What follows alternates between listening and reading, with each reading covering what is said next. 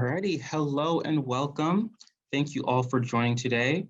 This is one of our events for World Heritage Week, where we celebrate the designation of Philadelphia as the first World Heritage City in America. So we have a good group of young professionals here that are willing to talk about our experiences kind of working in Philadelphia, some of the things we've had to kind of overcome as being either international students, international professionals, and also why it's important to think globally and kind of have global awareness as you're entering the career field and how it's going to kind of impact potential connections you make and things like that. We're also going to be doing a networking component as well. So I'm going to post into the chat an Excel sheet where you can provide your information and we will connect afterwards to just kind of get LinkedIn, email advertising, things like that. So to introduce myself, I am Gary Wooten. I'm the program coordinator for Global Philadelphia. We are the ones that put on World Heritage Week, and we also are in charge of managing the World Heritage City designation in Philadelphia. So we're going to go through the line and have each of our guests kind of talk about their experiences and do a brief introduction. So we're going to get started with Laila. Thank you, Gary. Good morning, everyone. My name is Laila and I am the Director of Business Development for Reading Terminal Market, which is a public market in the city of Philadelphia. My work has sort of been inspired by my upbringing. So I was born and raised abroad in Abu Dhabi and Dubai, but I am Lebanese, Pakistani, and German, so quite an eclectic mix.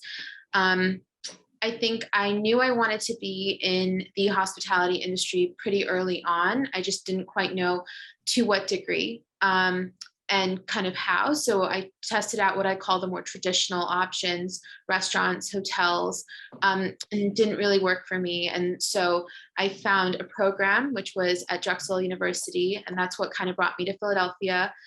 That had a focus on pretty much everything. So gaming, tourism, hospitality, and sense of hotel and extra. And then also allowed me to just kind of dive into a new sort of approach to this industry. And that's kind of how I got here as an international student. And from there was a co-op program at Drexel where I did my co-op with Global Philadelphia Association in actually more of a marketing role and in a journalism role too. And that really opened my eyes to international activity in the city, as well as ways that maybe we could connect the city with communities abroad. So it definitely gave me a different perspective. Luckily, one thing kind of led to another. And I've been at Reading Terminal Market for about 8 years. So my role here is definitely global in the sense of obviously food, but people. There's a huge focus on the kinds of people that are coming into our market. There's the international sort of group of visitors, and then as well as like the immigrants that are moving into the city, how they eat, how they shop, how they approach food, how they approach tourism. That's all very, very important to my work. And yeah, that's a little bit about what I do and kind of my global side. One of the questions that we had today is, kind of what are examples of or how do you see international business development and where I'm at? And what's interesting is you can really tell the difference between a local, a regional, and an international visitor, especially in our market, and just in how they're consuming food and their approach to food and what they are, where they're at with their relationship to food and what they're looking for. So while we're trying to cater to everyone, we're also trying to fill in gaps for the city where we see opportunities. So knowing that like maybe there's not a ton of, for example, Filipino food, and we brought that to the market last year. And in the way that we brought it was not necessarily an offering that's available elsewhere. So just, being very in tune with that and their needs, I think is an example of where I see it in my work. So I'm gonna stop there and share the stage with someone else, whoever's next. Thanks, Laila. So hi, everyone. Good morning. I'm Laura Stansberry. I'm currently an audit senior manager at Deloitte, which is a global professional services firm. I'm focused in the audit practice, so primarily external audits of large public companies. I'm really excited to be here with you today. I can talk a little bit about my journey and sort of where I've started. Originally from Maryland, but came to Philadelphia for school, very similar to Laila. So, but to Temple University. So, Temple alum, and really got introduced to accounting and sort of the business professional services at my time there, and started at Deloitte through an internship. So I was lucky. I've been with the firm now since graduation, so my entire postgraduate career. And I'm also a CPA as well. My role with the firm has been, serving large multinational clients, with such as Aramark is a current client of mine. So a lot of you may be familiar with different sports entertainment services and food services that they do, for example, here at the Link and Citizens Bank Park. But serving large clients across multiple different industries. I've also had the opportunity to work abroad.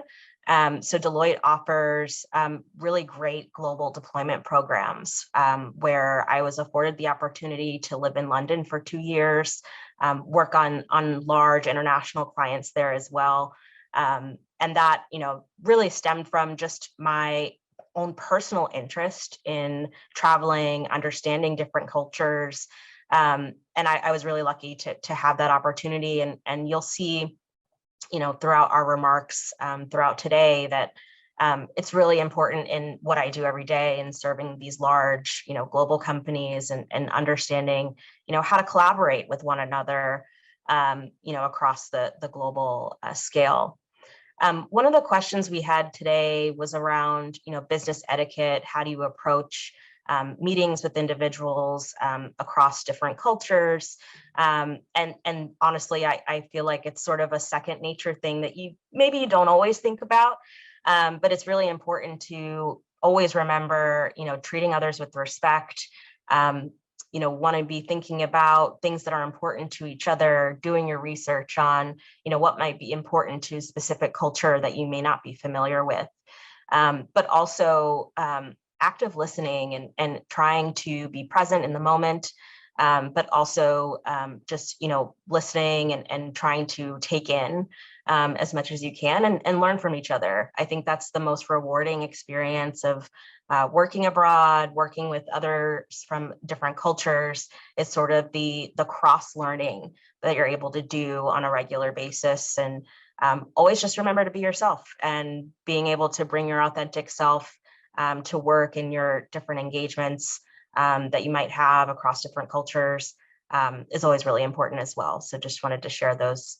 quick tips, but looking forward to being with you guys here today and happy to answer questions that you might have. So I'll pass the torch. Thank you.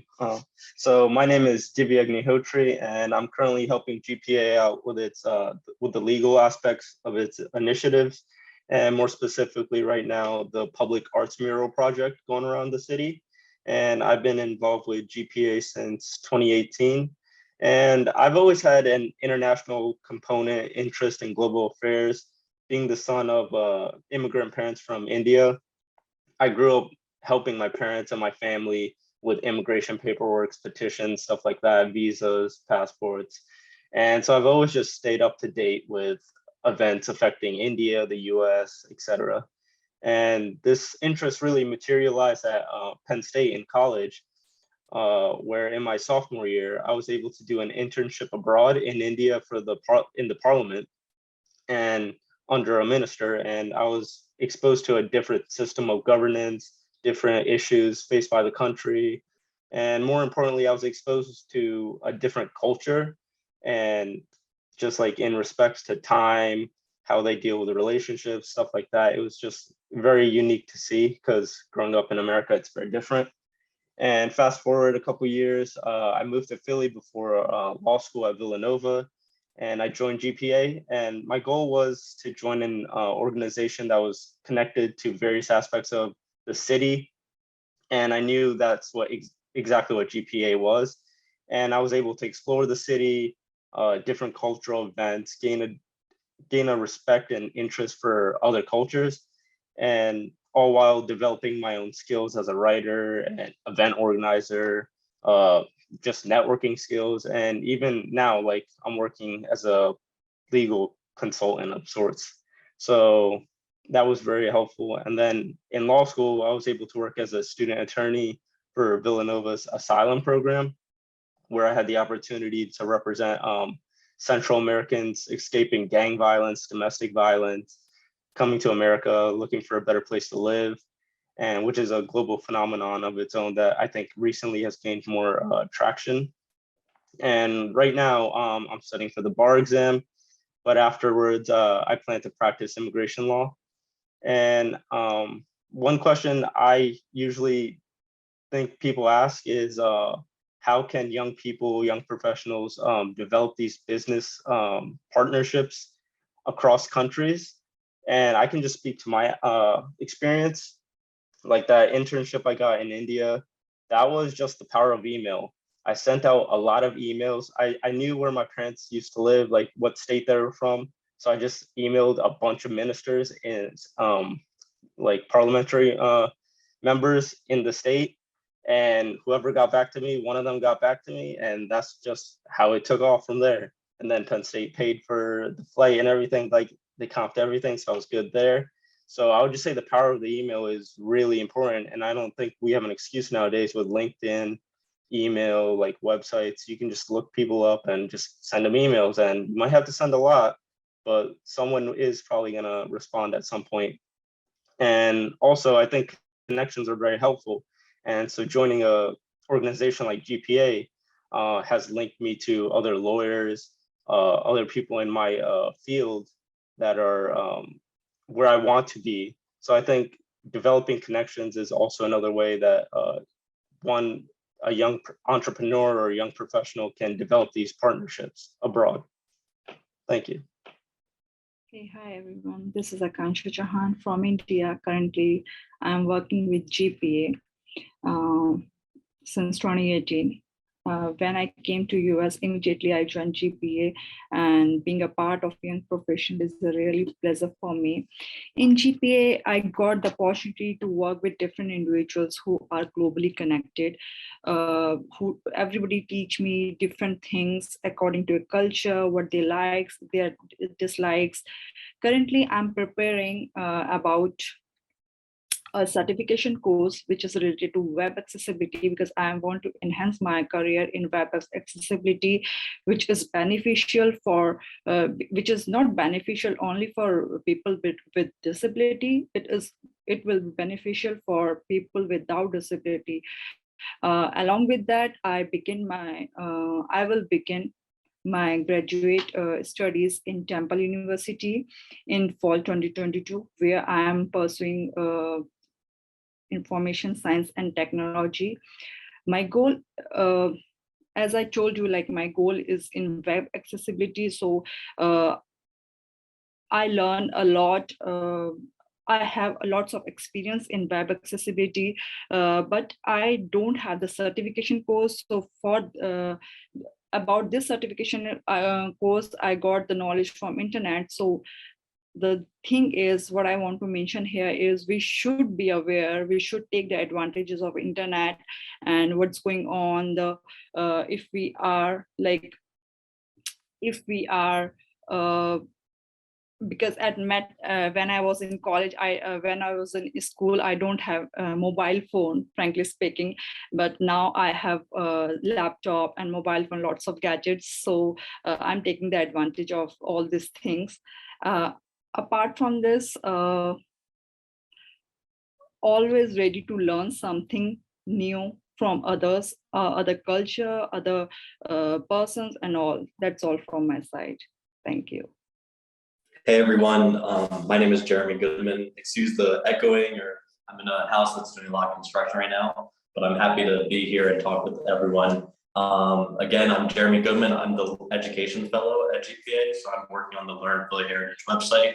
Please go to the site, give us some views, and let me know if you have any questions, resources, or comments about the website. But a little bit about myself. I'm born and raised in the city of Philadelphia.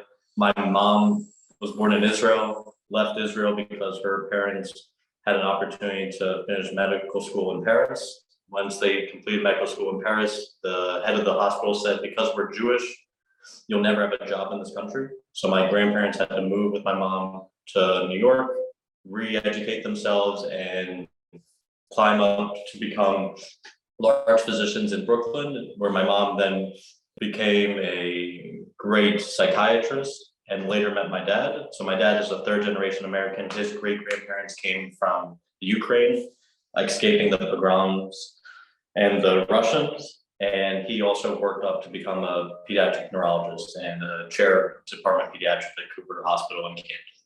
And then they had my brother and I. So we were born in this idea of privilege. And we were taught at a very young age that if anything happened in my parents' life or in my life, we were born one block to the left, one block to the right, our lives would be very different. So at 3 years old, my parents brought me to a homeless shelter in Camden, New Jersey, and made me speak and learn and talk with people.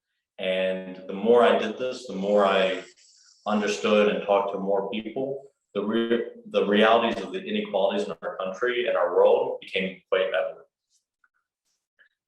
Moving forward, my parents are both physicians, so I would see my parents help individuals, dozens of people every single week.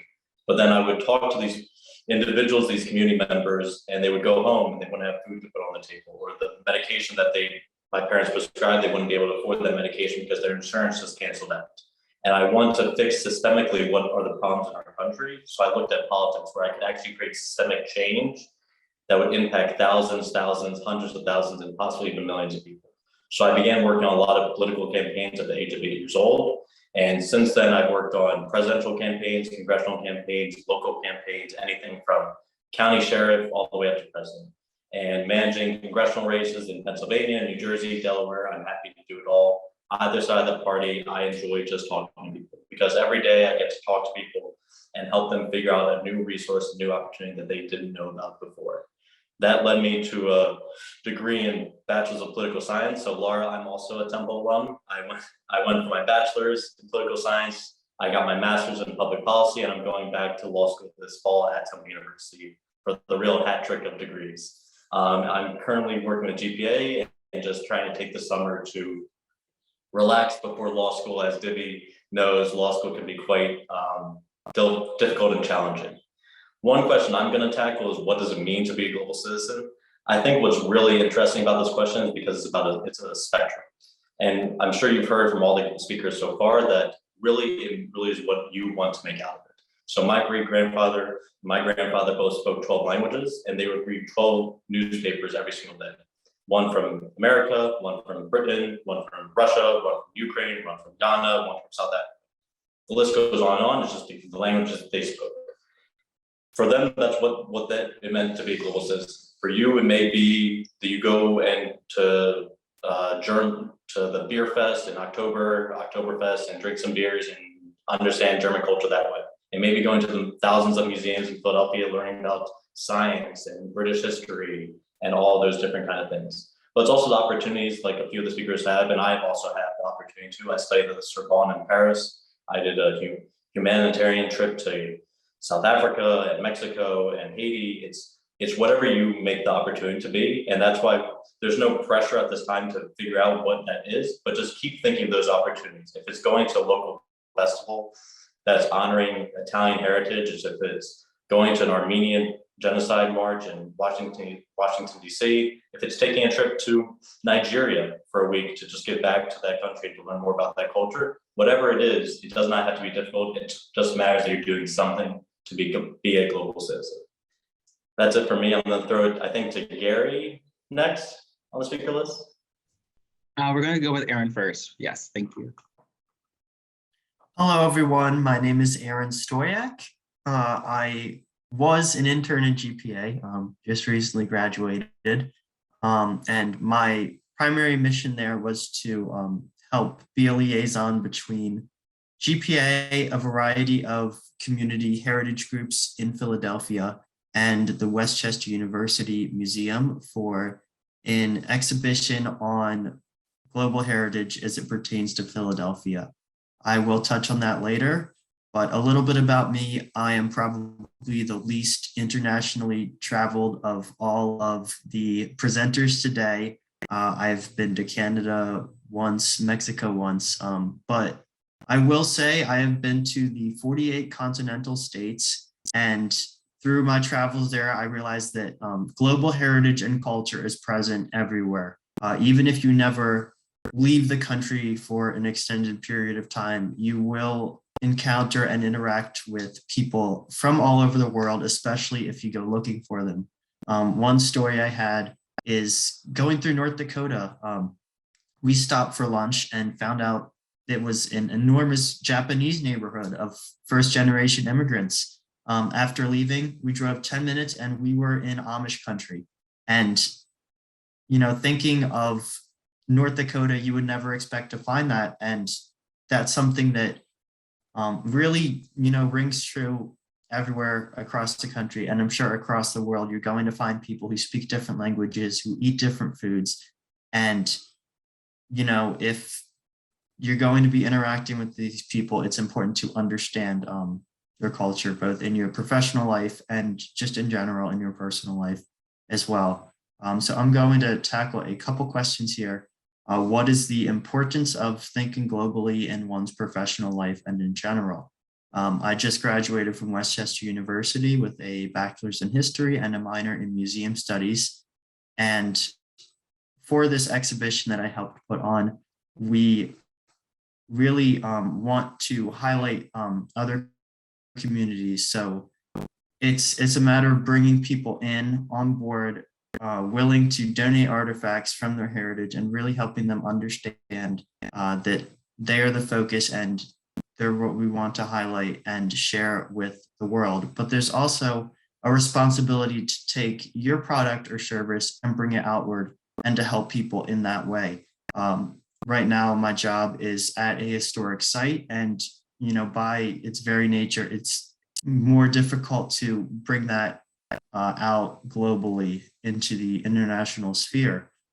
Mostly it's people coming in. So what I'm excited to start working on is the digitization of various exhibits and spots within our site to really bring that forward into an international audience. So people from all over the world can visit and learn about the heritage we have here, while also getting feedback from these international communities in order to improve the product that we all have. My second question is how to find good opportunities to travel internationally outside of work. I know personally for my job, I don't ever see myself needing to travel internationally, at least in this field, but there are a variety of ways to travel for relatively little expense while helping people in other countries. One of my first projects in GPA was putting together a list of resources and programs to facilitate, you know, studying or teaching or just traveling abroad. So if you just do a little bit of Googling, within 10 minutes, I had 15 websites that would help out, everything from teaching abroad, which, you know, you actually get paid to do so. There's very little language requirements for a lot of these. So even if you only speak English, oftentimes that's what schools are looking for. Volunteering as well. There's no such thing as really a free program, but I've seen opportunities to volunteer for a month with only $100 payment to go somewhere in the Caribbean for a month and get to help out the people there. I'd say that's a pretty good deal. Obviously, if you're in university, the easiest way would be to study abroad for a semester, and often that's only a little bit more than the tuition you would be paying generally. And finally, a lot of religious organizations will have missions abroad, which may be more short term, but you get to stay and really get your hands dirty and ingrain yourself into the local culture and environment and just help others and really form connections with people outside of your comfort zone. So that's all I have. And I think with that, I am going to pass it on to Gary. Perfect. Thank you, Aaron. So my name is Gary Wooten. I am currently the program coordinator at GPA, but my interest in international and global affairs started a lot earlier. So at the end of my high school career, I saw a program at my school for a global scholar certificate. And that was something you would just add on to your program that you're already doing. Just take a couple more courses that are internationally focused, and then you'd get a certificate at the end of your program. So once I decided to take the Global Scholars Certificate program, I was able to see how important international awareness is in all your other different courses in college. So I mainly was a sociology major back then. And what I saw was that international influence is literally everywhere. No matter what program you're in, there's always an international component for that. So I thought that was really important, and that kind of informed my education. So when I moved to Philadelphia to go to Temple University, I was able to do a global studies minor as well, and also a regional studies minor in Asia. So I was just able to see all the different connections on a cultural standpoint of how culture in America is heavily informed by culture abroad, and vice versa. America in different countries has a different feeling to it, a different vibe to it. There are different ways to interpret culture wherever you are in the world. And it's good to understand that when you get into your career. Because if you don't understand the culture that informed maybe a business partner or a coworker, it's harder to understand them as a person. So I think that's very important and very fundamental in from taking a piece of education into your career. And so as far as my plans in the future, I'm finishing up my college degree in the fall, and I'll be doing that in Japan because I think it's important to study abroad when you can. And so I've already been to Morocco and Spain on a previous study abroad trip, but I'm going to be doing a full semester this time, which is going to be, of course, very immersive and very educational. And I think that's something we should always be bringing into our careers is cultural awareness that you either develop long-term by either living in a country or having close relationship with someone that is in that country, or learning about it through a textbook. Even though that does have a little less dimension to it, it's still important to have that background.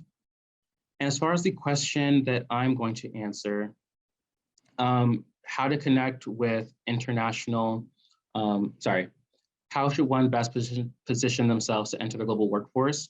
I think it's very important to start local. So I volunteered at the World Affairs Council for an internship last year, and now I'm working at Global Philadelphia as an intern, and then now as program coordinator. And the best way to kind of get involved in the international market is to make connections at an organization that has international partners. And so I've done a lot of events where I'm talking to people from all over the world. I'm planning events with people from mainly like Europe. We've also done some programs with people in Africa, South America, places like that.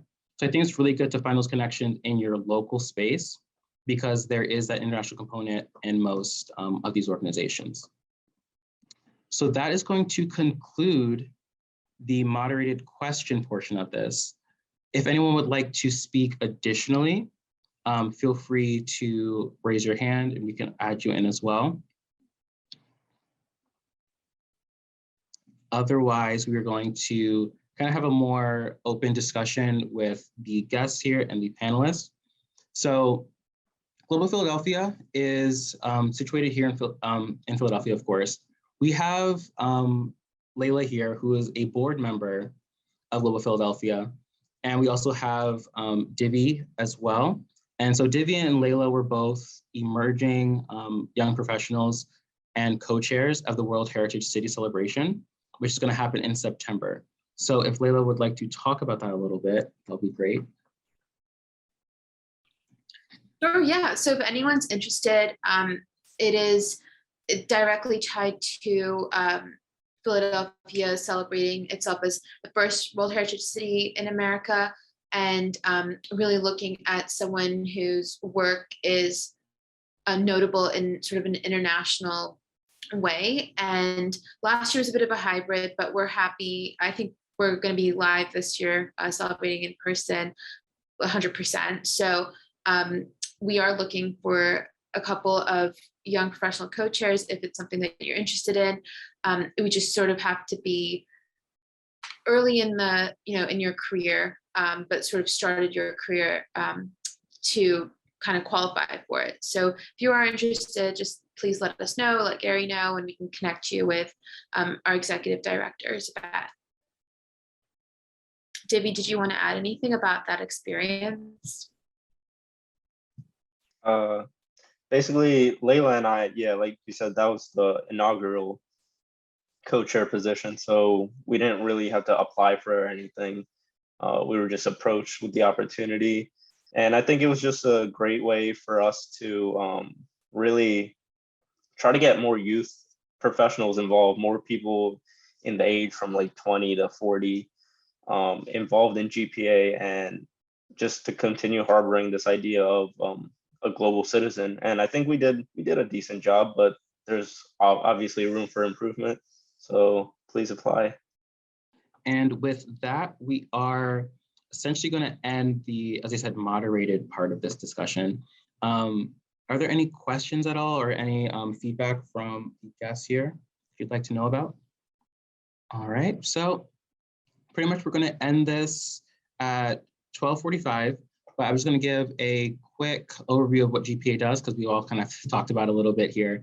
So GPA is a membership organization that works in Philadelphia. We pretty much connect different organizations, museums, government offices, all partner with Global Philadelphia to kind of position Philadelphia as a very, very great international space and a good place for people to do international business and get involved with culture. We did International Day of Monuments and Sites in April, and that's just where we highlight the NHLs, which are National Historic Landmarks in Philadelphia. We have 67 of them, which is a very large amount for a city to have nationally recognized landmarks. So Philadelphia does have a very rich history.